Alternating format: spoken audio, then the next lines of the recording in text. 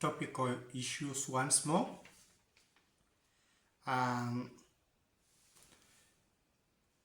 The topic today is breaking the JINX. WEDGE TESTUDO formation back to the forbidden city. This is an interesting story because it's something that happened and had to determine a certain part of my life. I'm reading from Deuteronomy 20, verse 1 to verse 4. And it says, when you go out, if it's war or anything, and you see a lot of chariots and a lot of men, do not be afraid, for the Lord is with you. Like I told you, as I came to this place and things were going haywire, I had to apply for an early retirement, and the government granted me that. And now there was this time that I had to go and fill in the forms, but I had been denied going back to the town completely. So there was insistence that if I don't go back, then the forms will not be signed. So I tried having my brother get them to me, but eventually the forms I took and I failed and could not go through. So it remained the fact that I had to go and present myself in person. So I was at a loss because I had told the people there what those who were concerned. I would send my brother, and I would sometimes they try to explain what was happening this side, but it looked like it was difficult. So I requested the friend who had taken me to Mount Elgon that if we could go to where he was and he could escort me, he could escort me up to that place. I finished the process, finished some other things, and then come back. He agreed and took me. We went and slept in Eldoret, Suswa. There's a camp there, the police camp. And then very early in the morning, he was to drive all the way to Nakuru, but when we reached Suswa, I thought otherwise. We said, now, instead of us driving all the way, we should take a matatu. So by 4 in the morning, we took a matatu. By around 5, we were arriving in Nakuru. Close to 6, we were arriving in Nakuru. And though he may not have noticed, but I noticed some vehicle. It was like we were being tracked. It was like some information had reached. There was a vehicle that came the other way meeting us, and I noted, because when I used to be in those sites, it used to be amongst the vehicles that were being used by that group. I don't know which group it is. So we arrived, and it was too early to start any function, so he told me, why don't we go back to that place you left? We went, the house was intact, but when I went to the computer, it had 3 flash disks. There was no flash disk. There was, otherwise other things were little disturbed, but the door was locked. Because I'd lost the key, we went with the saw and we cut. He took me to the place, informed the neighbor, we cut the door and we replaced it with a new padlock. We went back to town and completed everything that we were doing. And wherever I would move in town, there was still that commotion, there was still that movement. Some people, when I would move behind, some would threaten. It was being done so that I could hear. You know, everybody in that time feels you are scared. So we went to wherever we went, and were able to complete everything. He told me what we should do now. Let's get back to your place. When nobody has noticed what is happening, we got there. There were many people repairing another house opposite it.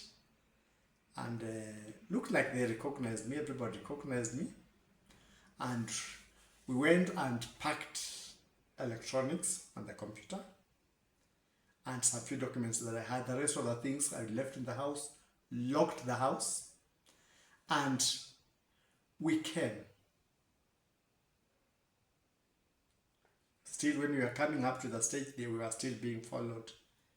He could not have been, because I had been very, very keen. I was noticing all the movements and everything that was happening. So we came up to Eldoret, and that's where we spent. And then in the morning, at least he left me from there, ensured he put me in a matatu, told the driver, you will be traveling with this person. In case of anything, ensure you ring me. He left him the phone. So we went, and when we were getting outside town, a vehicle stopped the vehicle, but it looked like it was a routine check, vehicle check. It stayed. They were after the driver for some time, but then people started complaining and they let the vehicle go. So I came alone with the things that we came with, but there were those warning cars and whatever cars passing on the other side until I arrived. When I arrived, I'd broken another jinx. We went praising Jesus even when we were in the vehicle, public vehicle, and when we were coming back. And I arrived safely.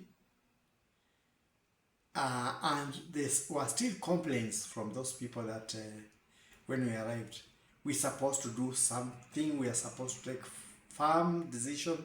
He has to be shown an example, but I think things went like that, and they were afraid because things had reached the required places.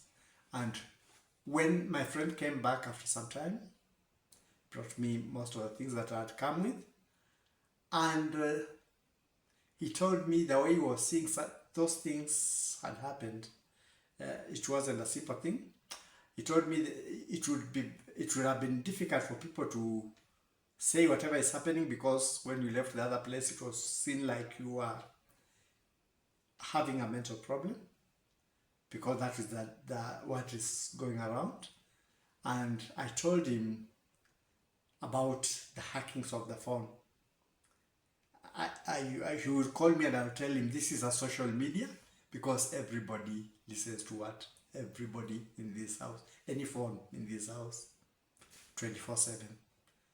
So I told him, why don't you do this? You've got the phone, go do check.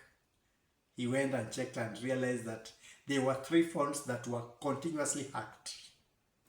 So he told me, this matter, we shall not treat it like it's treated the other time. You shall take it to make it a report. And that is how it was taken, from a statement to a report. That is how things went. We went successfully. It is like when the Roman soldiers would go and they would put shields by the side and form a wedge. And we entered the town that had been forbidden like a wedge, and we left like a wedge. Jesus covering us on the sides. I arrived safely. I had completed what I had gone there. From that time, I've never gone back to the place. But with Jesus, he found me a friend who was able to take me. And because of his job and whatever he does, and the faith he had and the faith I had, we were praising Jesus all the way, and we were praising Jesus all the way back. So I was able to accomplish the things that were for that time, but I've never stepped back. I told somebody to try and take care of the place and all that, but from the time I left and the time I went for that, I've never stepped back in the town. But God willing, when things are okay, I'll know what to do. That is what I was trying to tell you, a wedge formation. The jinx was I was not supposed to get back to that town, because the time I was leaving the town, there is total communication. There was a pickup with some beddings, and there is a metal box that carries meat, written on meat. So I thought it meant, if you come back, we shall chop you to pieces. But as they were staying these sides, those conversations I used to hear, he will be sacrificed, he will be eaten. So I knew you are being told, if you come back, you will be turned into meat. But God is good. I went, I'm here talking to you. If this has touched you,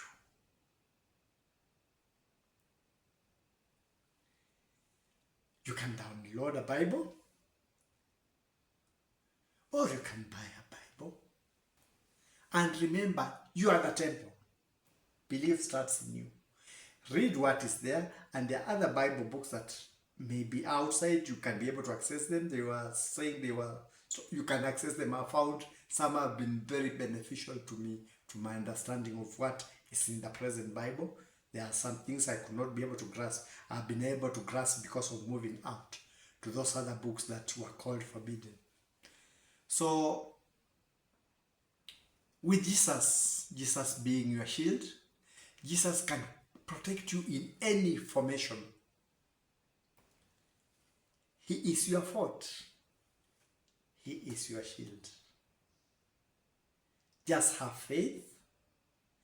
Believe in God. Believe in Jesus. And He'll give you protection, just like He has given me protection. If Jesus can do it for me, be sure He can do it for you. That's my take for now.